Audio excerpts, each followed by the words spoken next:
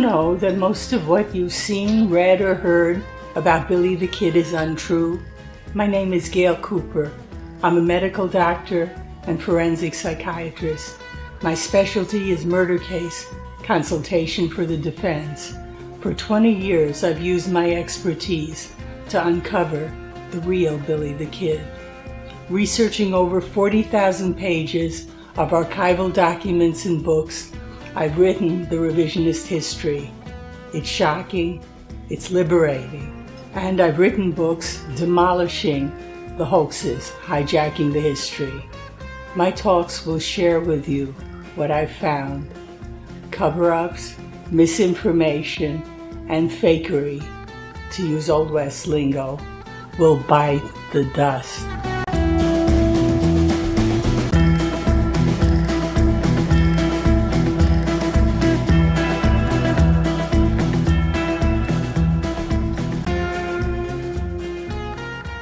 This talk is about recycling of the 1950s Brushy Bill as Billy the Kid hoax by its true believer dupes, W.C. Jameson and Frederick Bean, in their 1998 book, The Return of the Outlaw Billy the Kid. The information is from my book, Cracking the Billy the Kid Imposter Hoax of Brushy Bill Roberts. The major Billy the Kid imposter hoax of the 20th century was invented by a delusional, exhibitionistic farm laborer named Oliver Pleasant, Brushy Bill Roberts, and his charlatan promoters, mastermind coach and salesman William V. Morrison, and English teacher C.L. Sonneshin, author of his 1955 book, Alias Billy the Kid.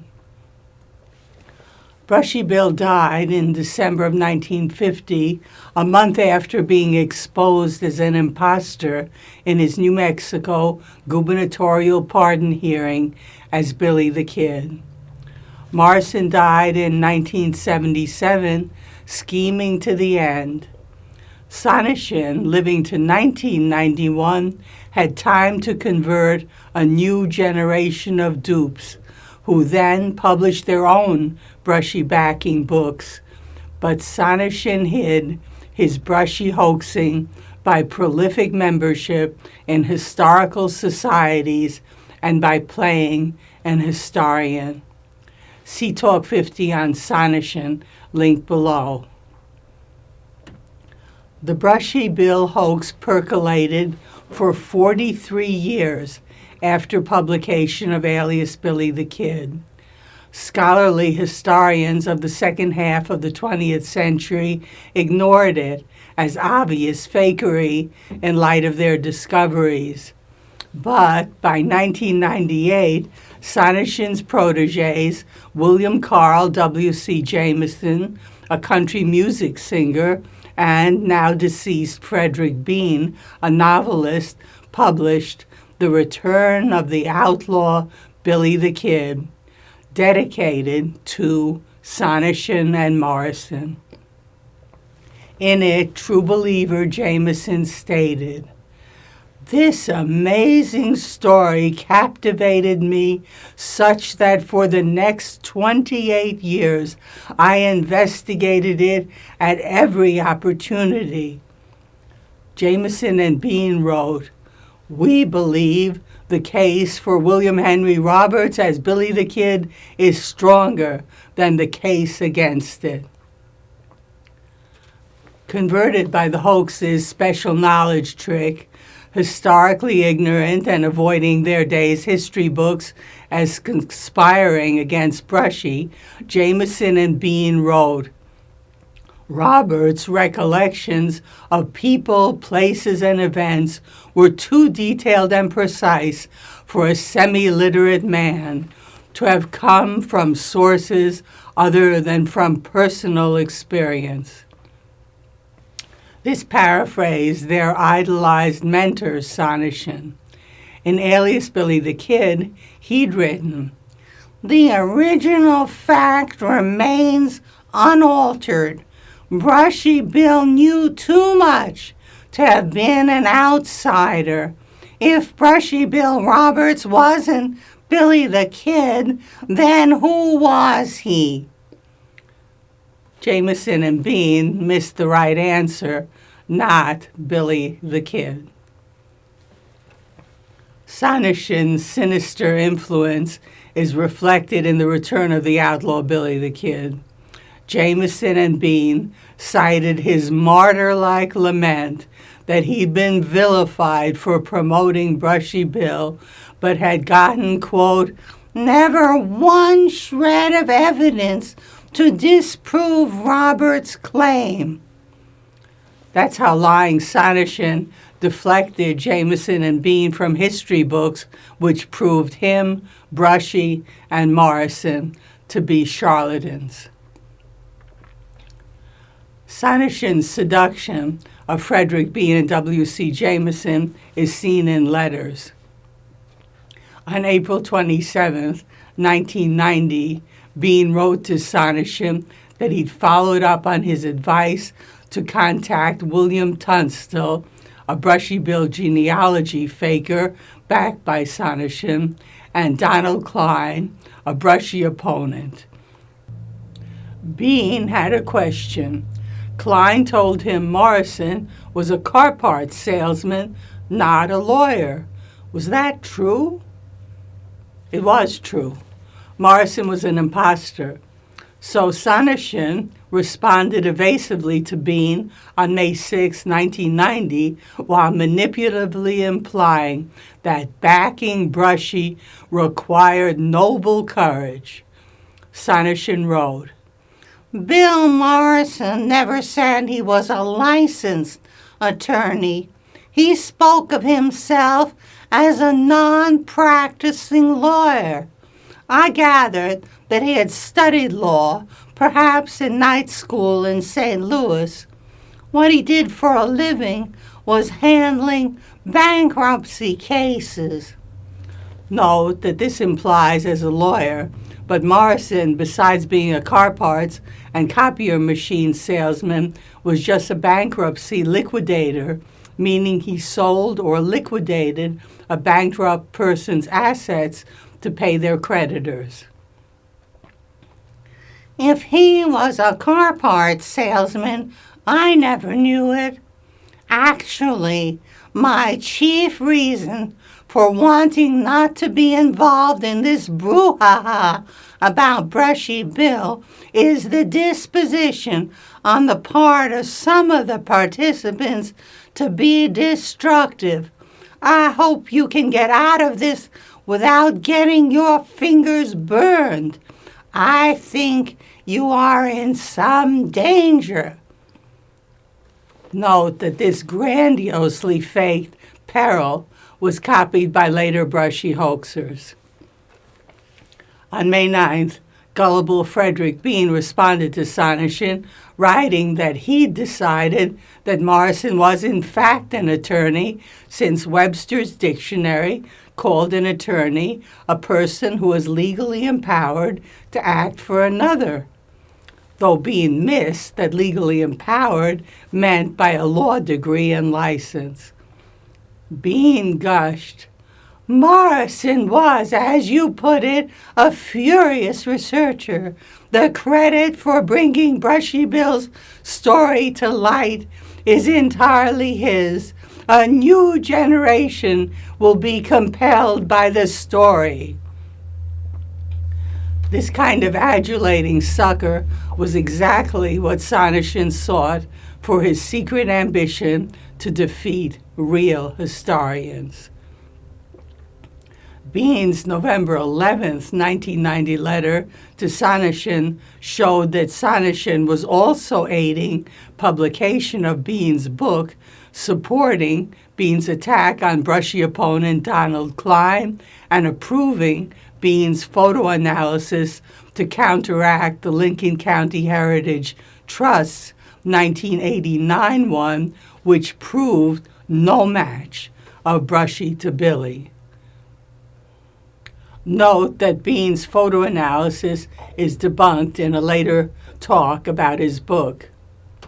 Excerpted, Bean effused. Thanks so very, very much for the copy of Arizona History. Read it the minute I got it and found the footnotes about Klein all too accurate. As graduate in psychology, I'd call Klein a paranoid, delusional, openly psychotic type. Why Sunstone or Creative published him is one of the world's biggest mysteries. The tip you gave me about Tracy Rowe was great. He sounds very much like he wants to do my book. The data from the UT Austin photo study, that was Bean's fake photo comparison, interests him. I told him I was keeping you posted on the manuscript and photo study. Best, and keep your fingers crossed, Fred. To be noted is that on November 9th, 1990, 2 days before Bean's letter, Sonneshin had gotten an earth-shattering one from historian Donald Klein himself. Klein provided the truth, which ended the hoax, though apparently unaware that Sonneshin was in on it. Klein wrote, finally located Brushy Bill and his family in Bates, Arkansas in the 1880 census, confirming his actual birth year of 1879 and birthplace as Arkansas in the 1900 and 1910 census.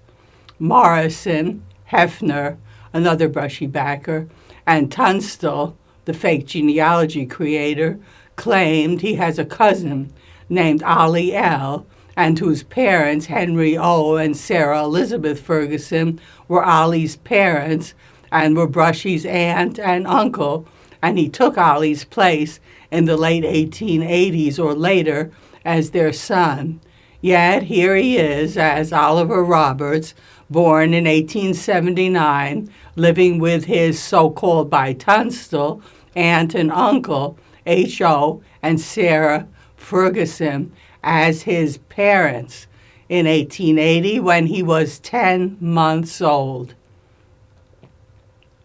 That meant that 2 days later, dishonest Sonneshin hid from Frederick Bean that Donald Klein had cracked the Brushy hoax by proving his fatal birth date, which made him under 2 at Billy Bonney's death.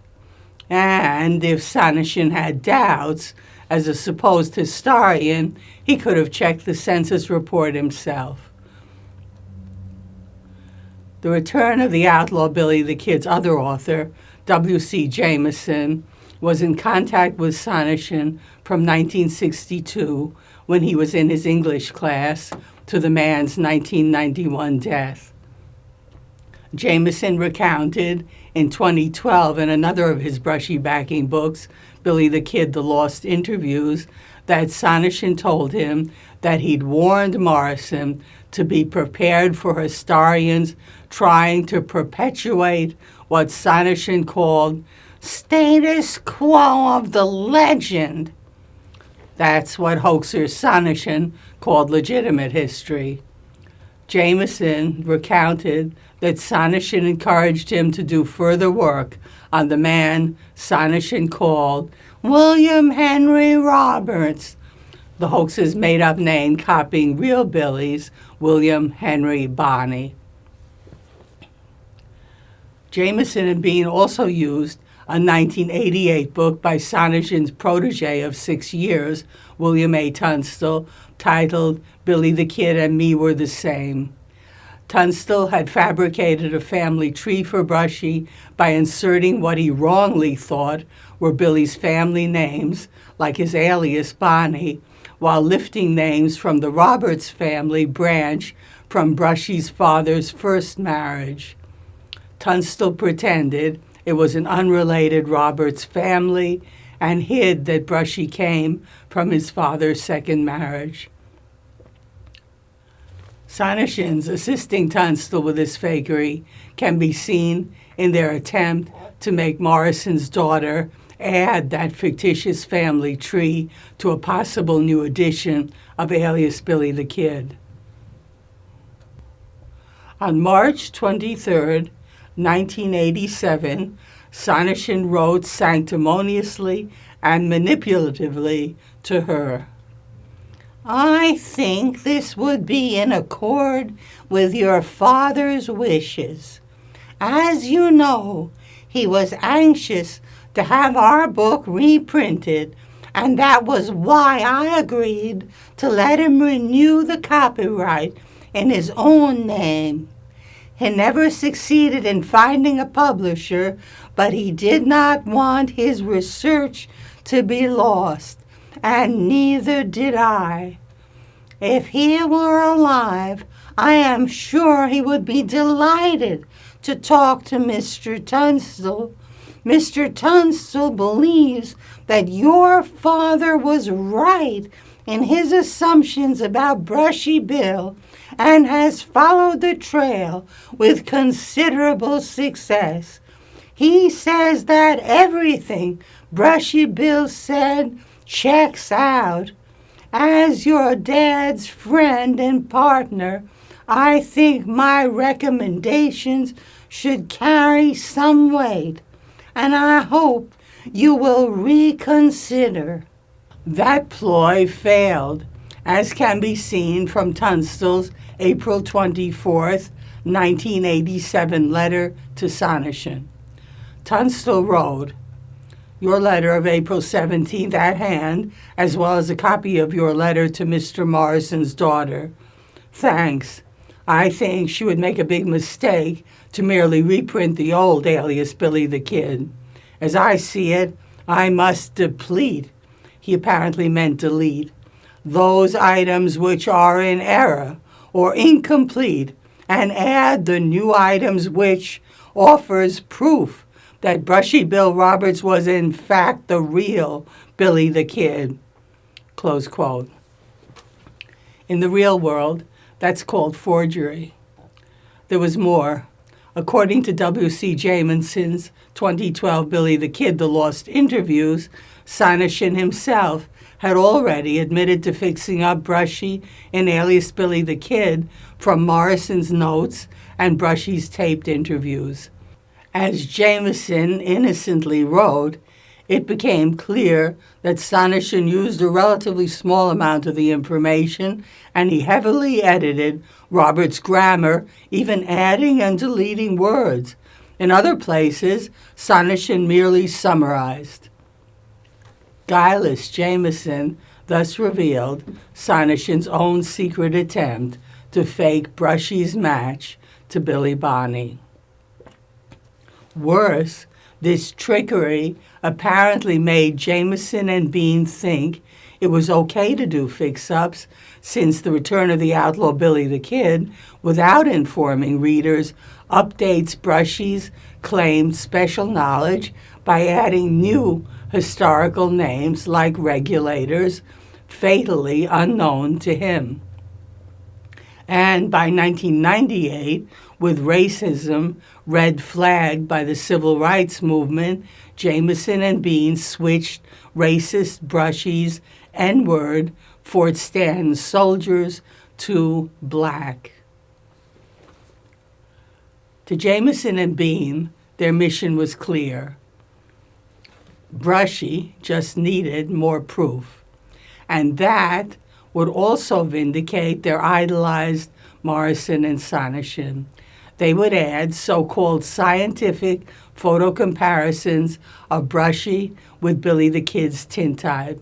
They would expand Sonneschen's conspiracy theories.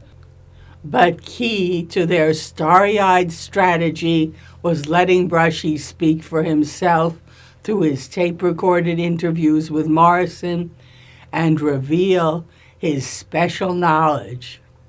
In Jamison's 2012 book, Billy the Kid, The Lost Interviews, he explained that Bean had gotten those tapes in 1989 from Brushy's last wife's grandson, Bill Allison, made their transcript, and then returned them. As Jameson wrote about the transcript, I was convinced I was looking at the words of the outlaw Billy the Kid. And with Sonneshin dead 7 years before the return of the outlaw Billy the Kid's publication, there was no one to warn Jameson and Bean that this was a recipe for disaster. Uncensored Brushy was bad for their mission, but great for hoax busting. Jameson was unaware that Sonneshin knew that Brushy in the Raw was what New Mexico Governor T.J. Mayberry rejected in the pardon hearing, along with his Fort Sumner restaurant that was out of stake on July 14, 1881, and his forgetting Pat Garrett's name. And it was Brushy in the Raw who spoke in his tape-recorded interviews, which Jameson and Bean intended to give readers. So the return of the outlaw Billy the Kid froze real Brushy and his fatal errors in the amber of their adoration for all to see. And what was also revealed by comparing their text to Alias Billy the Kid's were the secret fix-ups in that book and theirs. Later, when Jameson descended to overt hoaxing to sell Brushy in his 21st century books, he didn't mention this revealing earlier book. The talks to follow debunk W.C. Jameson's and Frederick Bean's 1998 book, The Return of the Outlaw Billy the Kid.